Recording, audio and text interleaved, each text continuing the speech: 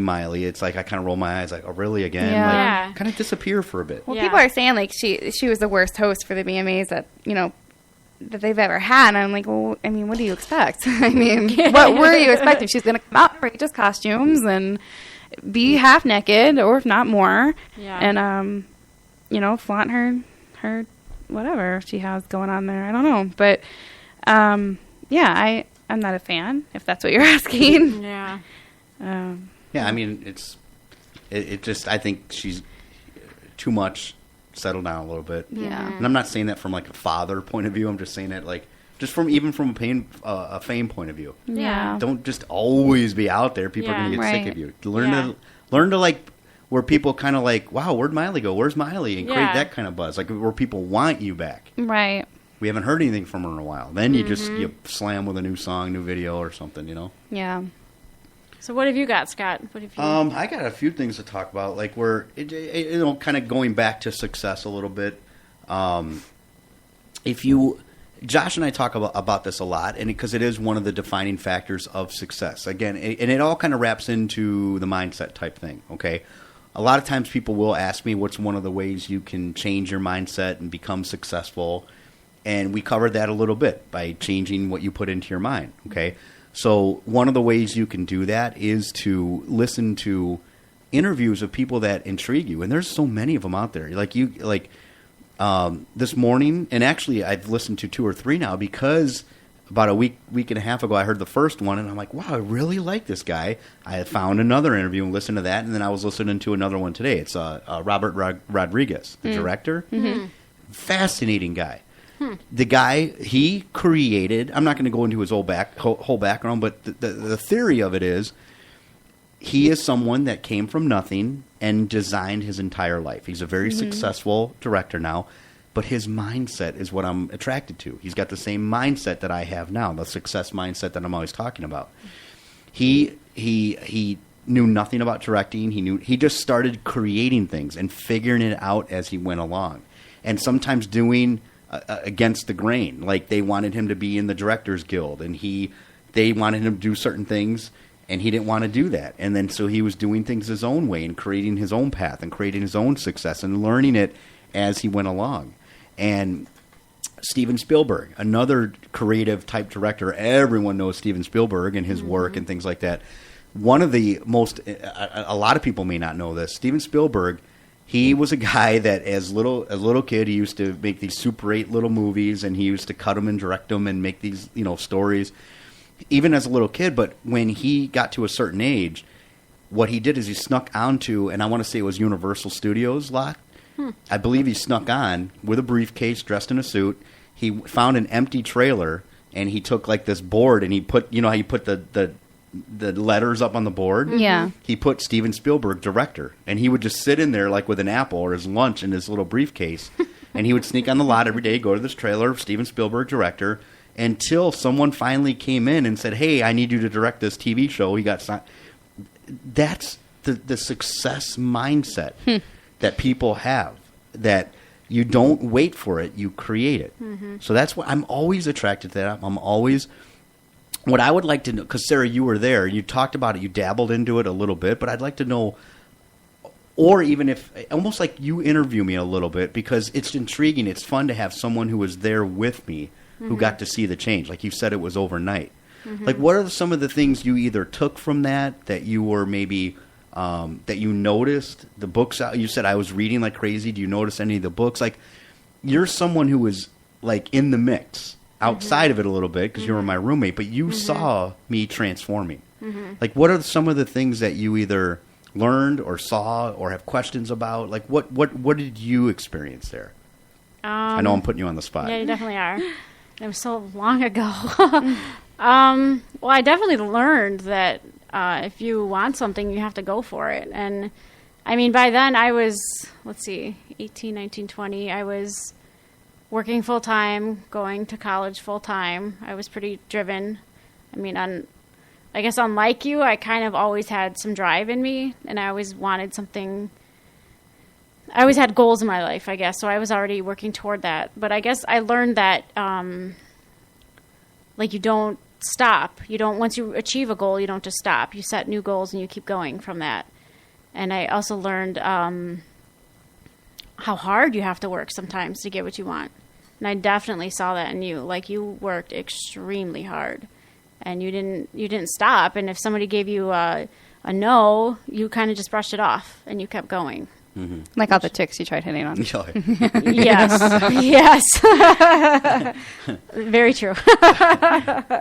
No, but I mean, you did though. You kept going. Like, you didn't take no for an answer, and you kind of just brushed it off and was like, whatever. I'm gonna make it happen. So if you want to be a part of this, as far as like, bosses or companies you worked for or whatever, you were like, if you want me, fine. But if you don't, then whatever. I'll make it happen. Did you notice, like, the way in other words, the way I felt about myself? In other words, there's one common thing a lot of successful people have. Mm-hmm. It's almost like they could walk into a room and you feel something on them. Like, did you feel the aura change? And what I mean is, I'm not saying, like, again, I'm not the defining factor. That's not what I mean. I'm not going for, like, I want you to kiss my butt right now. That's not what I'm saying.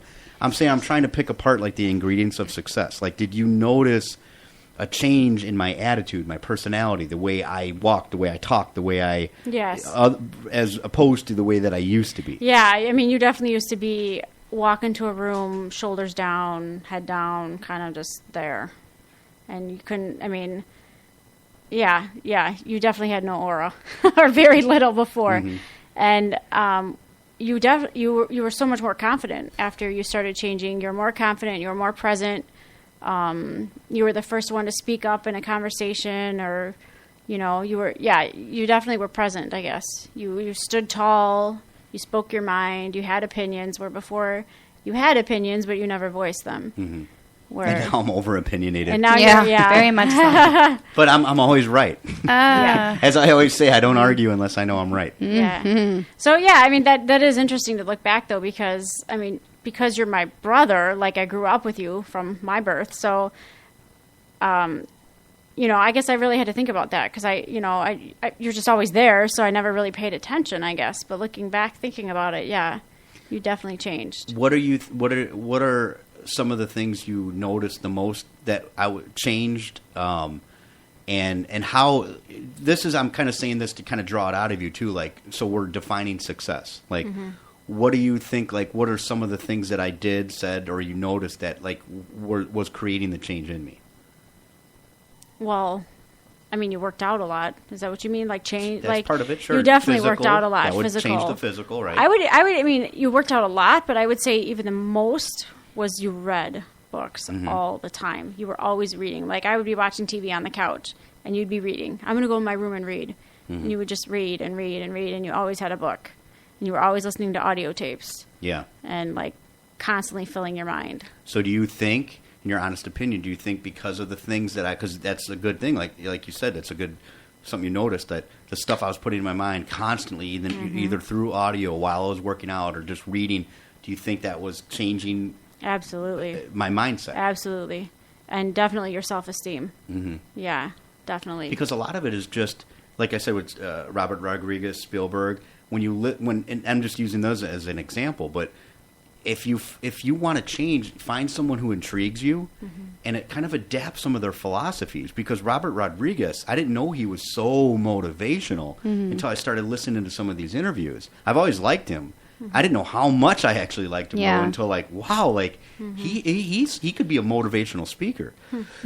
Like, the way he talks, the way he really does like talk about, if you want something, go get it. Like, and that's what I'm always talking about now. Like, I always say, like, I don't accept excuses. I don't accept, like, I can't do it. What do you mean you can't do it? I was talking to someone the other day, and they were like, I don't know how you run 7 miles a day. That's impossible. I can't do that. And I looked at them like, and they're actually saying it in a complimentary type of way. So I wasn't like mad at them. I wasn't fighting with them. But I was like, what do you mean you can't do it? You have 2 legs. I've seen people with no legs, with I don't even know what they're called, but like the fake plastic legs. Yeah. They like Blade Runner. Yeah. They can outrun me. Yeah. So first of all, don't say you can't do it. What do you mean you can't? I can find Well, and honestly, that's more. I don't want to do it. that's more Like I don't me want to. personally, Right. I don't want to. I mean, I'd love to run 7 miles, but I obviously don't have enough drive in me to do it. Yeah. So I must not want to do it enough. Right. That it's a choice, right? Yes, right. But you also said you said the same thing in two different ways. You said I'd love to. I'd love to. Yeah. I don't want to. I think I'd love which to. one is it? Yeah, Sometimes success is defining don't what know. do you really want. yeah, you know? and maybe I'd love to be able to say that I can run 7 miles, but I mean, I don't think I want it enough because things in my life that I've wanted enough, I've done it. But- so I must. Now, and and again, I'm not attacking anybody. I'm Sure, saying this no, as going off of the guy. Don't you think when I was working in the machine shop, and I was fat, and I was miserable, and I was depressed, and I was lonely, and I wasn't making any money, don't you think I wanted a better life? Yeah. So Yeah. I wanted it, right? It's Yeah. not always about what do you want. It's just now you got to take action. Mm-hmm. So in other words, you and everyone listening, and the person the other day said I can't run 7 miles. Yeah, you can. Now I'm not even saying you don't have to run 7 miles. Mm-hmm. But like I've said, like I'll give you a good example. Melinda knows this. My dog Carly, you know Carly, obviously. Yes, I- Carly. Every other day I take her. What I do now, I change. I used to run 7 miles every single day, and then now I lift weights. Monday, Wednesday, Friday, I lift weights and run 3 miles, and then the next day I run 7 miles, and then the next day I lift weights and then run 3 miles, and then so I do it like that. Carly runs with me on the 3 mile days, so she runs with me Monday, Wednesday, Friday. Now, when we first started, Carly's a small dog. For people who don't know, she's the size of a She's a big ol' toaster. Yeah. Big ol', yeah. So the first few times, the first 2 miles, she was all into it. Tongue wagging, happy, tail going, just excited, running. And then that 3rd mile, it was a struggle. You could tell Oh, she was yeah. like, "Oh, I'm regretting this. I want to stop. I'm done with this." And now, though, today I noticed she ran the full 3 miles, like happy, excited, tail wagging the whole time. So most of it, and Melinda's heard me say this a million times, it's conditioning. You just got to condition yourself, okay?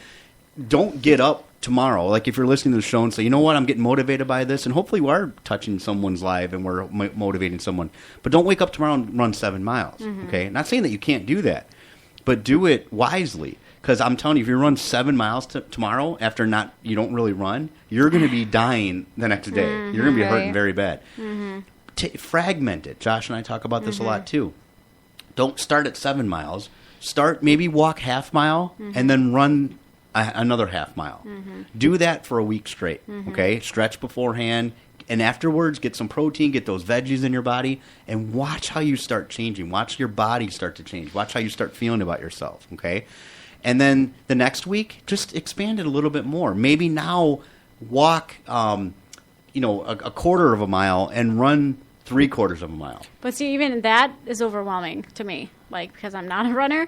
Right. So, but I did talk to a woman at my work that runs marathons, and her goal is to run a marathon in every state of the United States. That's great. And she's like done, I don't know, 20-some she's done. So she's about halfway. But so anyway, she was telling me do 5 extra minutes every time. So, I mean, like, for a week, do 5 Yeah. extra minutes. So if you can only run 5 minutes, run 5 minutes. If you can Yeah. only run 2 minutes, run 2 minutes. But for a whole week, just increase it minimally. Yeah. And then when you're good and comfortable, go up and then go up and then go up. Because, I mean, I could probably run a half mile, but that would probably be it right now. Like, I don't But think that's I can run great. That's a mile. fine. Do But- it.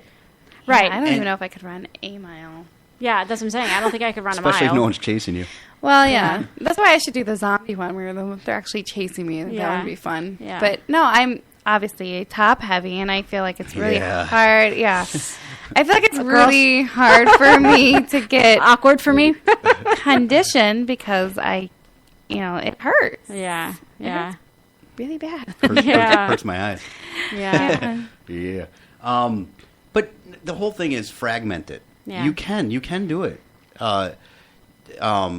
Start small, start moving up a little bit. Even look, you might have to run lighter. You might have whatever it is. Like you'd be. And here's the thing too with running and most working out.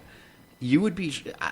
Everyone talks about it, so I'm sure you two have heard about it. You've heard me talk about it. The runner's high. There's no better feeling when you get done running when you're conditioned. Okay, it all starts like when you're the first day you run, you're hating it. Your lungs hurt, they're about to explode. You can't breathe, And then Melinda's actually got to get going, Yeah, I so do. she's got to get home to our daughter. Yeah. But thank you for being on the show. Well, thanks for tonight. having me. It was a lot of fun. Thanks, Melinda. Thank you. Glad you did it. Yeah. Yeah, I am.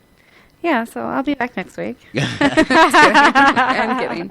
It went by pretty fast too, right? Oh, yeah, I know. I wanted to stay till 8.